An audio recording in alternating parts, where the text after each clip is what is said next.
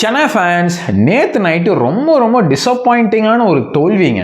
நேற்று match start ஆகிறப்போ 5வது இடத்துல ஸ்டார்ட் பண்ணோம், மேட்ச் முடிகிறப்போ 6வது இடத்துல முடிச்சிருக்கோம். என்னங்க இது? அதாவது ஜெயிக்கிறோமோ தோக்குறோமோ கடைசி ஒரு வரைக்கும் மேட்ச் கொண்டு போகிறதாங்க ரொம்ப முக்கியம். நம்ம எப்படின்னா ஜெயிக்கிறப்போ ரொம்ப கிட்ட போய் தான் ஜெயிக்கிறோம், ஆனால் தோக்குறப்ப பார்த்தீங்கன்னா ரொம்ப கன்வின்சிங்காக தோத்துடுறாங்க. ஒரே ஒரு மேட்ச் மட்டும் தான் மும்பை கூட 100 ரன்ல ஜெயித்தோம், இல்லைனா நம்ம ரன் ரேட் இன்னும் நெகட்டிவ் தான் இருக்கும்.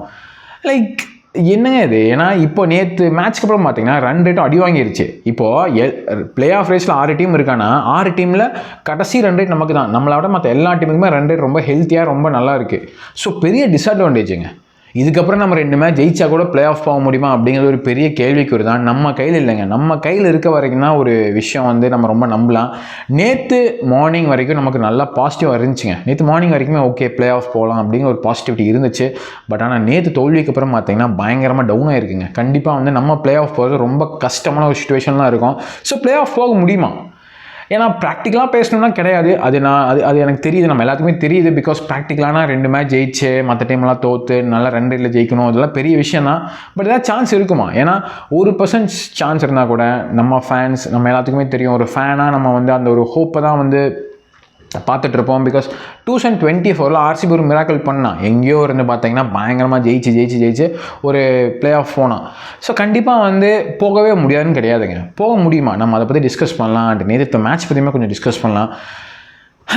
எங்கே ஸ்டார்ட் பண்ணுறேன்னு தெரியல. நேற்று மேட்ச்சில் ஒரே விஷயம் தாங்க, பேட்டிங் ஒரு நல்ல பாசிட்டிவ். நான் அதை ஃபஸ்ட்டு சொல்லிடுறேன். ஏன்னா டாப் 3 யாருமே ஆடாதப்போ நம்ம டீம் 180க்கு மேலே அடித்தது ஒரு பெரிய பாசிட்டிவ்ங்க.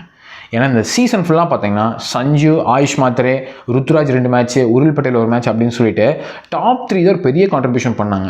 ஸோ ஃபைனலாக பார்த்தீங்கன்னா அந்த டாப் 3ல யாருமே அடிக்காமல் 180க்கு மேலே அடிச்சிருக்கோம் அப்படிங்கிறது ஒரு பெரிய பாசிட்டிவ்ங்க. கண்டிப்பாக ஒரு பெரிய டேக்அவே தான். அந்த கார்த்திக் சர்மா பார்த்தீங்கன்னா ஒரு சரியான டேலண்ட்டாக இருக்காருங்க. ஏன்னா லாஸ்ட் மேட்ச் வரைக்கும் பார்த்தீங்கன்னா அவர் ஸ்பின்னை மட்டும் தான் நல்லா ஆடிட்டு இருந்தார். ஃபாஸ்ட் பவுலிங்கிட்ட கொஞ்சம் ஸ்ட்ரகிள் ஆகிட்டு இருந்தார். ஆனால் நேற்று மேட்ச் பார்த்தீங்கன்னா ஃபாஸ்ட் பவுலிங்கு பிறந்துட்டாருங்க. ஷமி பாலெல்லாம் 50 டிகிரிக்கு ஒரு 6 அடிப்பார் பாருங்க. அதெல்லாம் அப்படியே ஒரு ஷார்ட் ஆஃப் கிளாசி பேட்ஸ்மேனுங்க. அது பக்கவாக தெரியாதுங்க. ஒரு பயங்கரமான 6 ஹிட்டராக இருக்கார். அவர் என்னன்னா அந்த ஸ்ட்ரைக் மட்டும் கொஞ்சம் ரொட்டேட் பண்ணால் நல்லா இருக்குன்னு தோணுது. டாட் பால் கொஞ்சம் அதிகமாக ஆடுறாரோ அப்படின்னு இருக்குது. பட் அதெல்லாம் இம்ப்ரூவ் பண்ணி பாருங்க. 20 வயசு தான் ஆச்சு. சரியான டேலண்ட்டுங்க. கார்த்திக் சர்மா 14 கோடி போட்டதுக்கு அப்படியே சீசனில் கொஞ்சமாக க்ரோ ஆகிட்டே வந்துட்டு இருக்காருங்க. அது ஒரு பெரிய பாசிட்டிவ் தான்.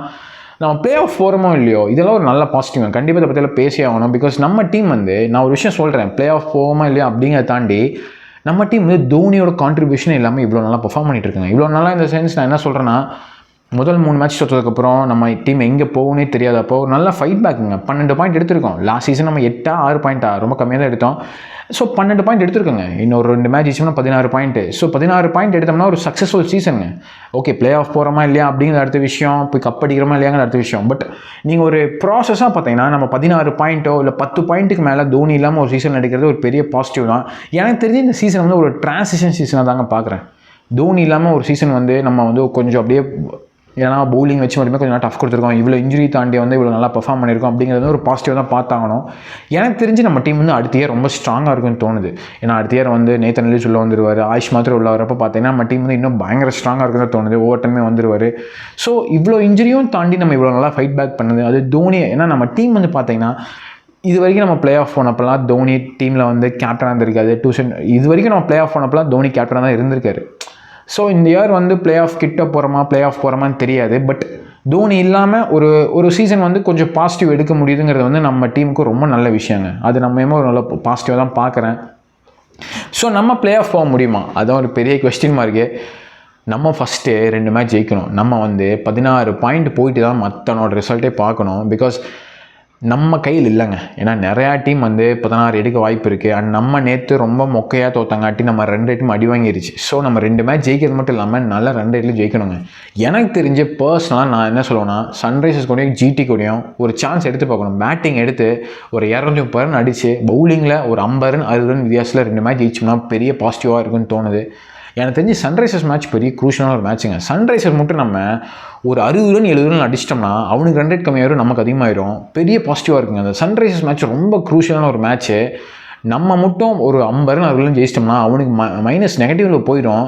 அதுக்கப்புறம் அவன் கடைசி மேட்ச் ஆர்சிபி ஜெயிக்கிறதே ரொம்ப கஷ்டம். ஏன்னா ஆர்சிபி வந்து வெறித்தனமாக தான் ஆட போகிறாங்க. என்னதான் ஒரு சென்னை ஃபேனாக இருந்தாலும் ஆர்சிபி மேலே எனக்கு பெரிய நம்பிக்கை இருக்குது. பிகாஸ் அவங்க சரியான ஒரு டீமு. ஸோ கண்டிப்பாக வந்து அந்த மேட்ச் ஈஸியாக இருக்க போகிறதே கிடையாது சன்ரைசர்ஸ்க்கு. ஸோ மண்டே நம்ம ஒரு நல்ல வெற்றி அடித்தோம்னா சன்ரைசர்ஸ் வந்து பிளே ஆஃப் ஈக்குவேஷன் தூக்குறதுக்கு நிறைய வாய்ப்பு இருக்குங்க. அதை பண்ணுவோமா அப்படிங்கிற நம்ம வெயிட் பண்ணி தான் பார்க்கணும். பிகாஸ் அந்த மேட்ச் நம்ம வந்து ஒரு நல்ல ரன்னில் ஜெயிச்சோம்னாவே நம்ம வந்து ஒரு டீம் ஆல்மோஸ்ட் நாக் அவுட் பண்ண மாதிரி தான் இருக்கும். நம்ம கையில் இருக்குங்க. சன்ரைசர்ஸ் மேட்ச் நம்ம கையில் இருக்குது. ஜிடி மேட்ச் பார்த்தீங்கன்னா நம்ம ஜெயிக்கிறோம். ஏன்னா ஜிடி ஆல்ரெடி குவாலிஃபை ஆகிட்டான். அவனை வெளியே தூக்க முடியாது. பட் கண்டிப்பாக அந்த சன்ரைசர்ஸ் மேட்ச் வந்து ஒரு முக்கியமான மேட்ச்சு. ஸோ அதை கண்டிப்பாக நம்ம வந்து ஜெயிச்சாகணுங்க. அதுவும் நல்லா ஜெயிச்சாகணும். அது ரொம்ப முக்கியமான விஷயம்.